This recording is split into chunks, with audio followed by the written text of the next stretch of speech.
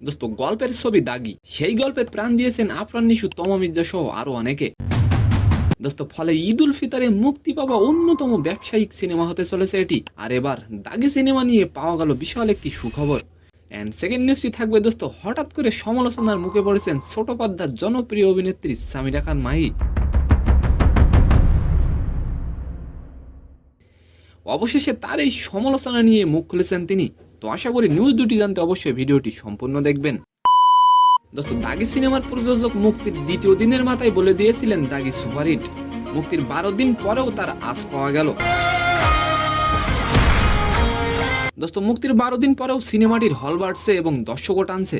দাগির প্রযোজক শারিয়ার শাকিল জানালেন, মুক্তির 12তম দিনেও মাল্টিপ্লেক্সের সবগুলো শো নাকি হাউসফুল গেছে দাগির। দোস্ত এবারের ঈদের সেরা সিনেমা কোনটি, বরবাদ নাকি দাগি? অবশ্যই আপনি কমেন্ট করে যাবেন। দাগির প্রযোজক আরো বলেন, হলগুলোতে দাগি দর্শক টানছে, আগামী সপ্তাহে ঢাকার বাইরেও দ্বিগুণ হল বাড়বে আমার বিশ্বাস। এবার আলোচনা করব সামিরা খান মাহিকে নিয়ে। হঠাৎ করে এক ভিডিও ঘিরে সমালোচনার মুখে পড়েছেন সামিরা। সম্প্রতি তিনি ইহামার একটি ইভেন্টে অংশ নিয়ে নৃত্য পরিবেশনা করেছিলেন। সেখানে তার পোশাক এবং নাচের অঙ্গভঙ্গি নিয়ে প্রশ্ন তুলেছেন অনেকে।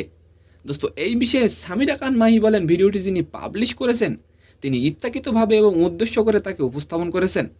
তিনি আরো বলেন, ভিডিও থেকে কিছু অংশ কেটে জুম করে পাবলিশ করা হয়েছে, এটাতে আমার আর কিছু বলার নেই। তো সম্মানিত দর্শক, আজকের ভিডিওটি কেমন লাগলো অবশ্যই কমেন্ট বক্সে জানাবেন। আর ভিডিওটি যদি ভালো লাগে অবশ্যই একটি লাইক দিয়ে আমাদের চ্যানেলটিকে সাবস্ক্রাইব করে দিবেন। ধন্যবাদ।